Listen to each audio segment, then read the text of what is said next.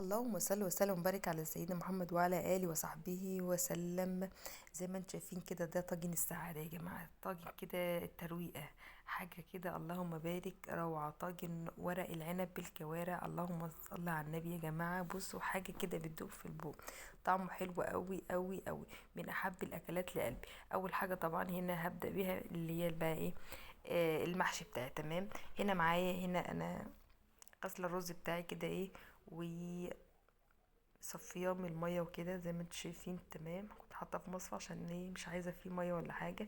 انا بعمل المحشي ني في ني. تمام.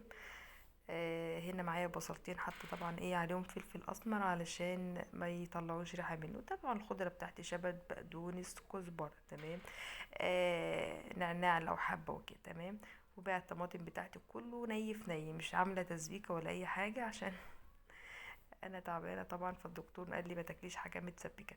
وده الورق بتاعي طبعا زي ما انتم شايفين كده، سلقناه وجهزناه ورصناه. تمام. انا بعشق محشي ورق العنب. والزيت بتاعك بقى ايه، وظبطي كده زي ما تحبي. تمام. عشان يكون بقى طعمه حلو كده. كمون بقى، كزبره، 7 بهارات او بهارات مثلا مشكله، فلفل اسمر، والملح. وقلبي كل ده على بعضه كده زي ما انتم شايفين كده. قلبي، ضيفي البهارات اللي انت بتحبيها، البهارات اللي تريحك واللي انت بتحسي ان هي بتطلع المحشي معاكي حلو ضيفيها. تمام. انا هنا كل ده قلبته على بعضه كده. تمام زي ما انت شايفين. وهبدأ بقى ارص ايه، الورق العنب بتاعي في الطواجن. تمام. هنا خلاص كانت التسبيكه بتاعتي كانت خلاص جهزت. ودي بقى الطواجن بتاعتي اللي انا هعمل فيها ورق العنب وهسويه في الفرن. هحط طبعا تحتها كده شرايح بصل بتخلي طعمها حلو قوي قوي. عايزه اقول لكم ان انا قلبت الطاجن ورق العنب من تحت منزل زبده يا جماعه، زبده ولا لازق ولا اي حاجه خالص. اخد معايا بس في الفرن ساعه. تمام. ورق العنب ما بياخدش وقت والله العظيم يا جماعه، ولا لازق ولا اي حاجه. قلبته كده في الطبق اللي فوق تحت واللي تحته فوق. حاجه كده زبده دايب. تمام.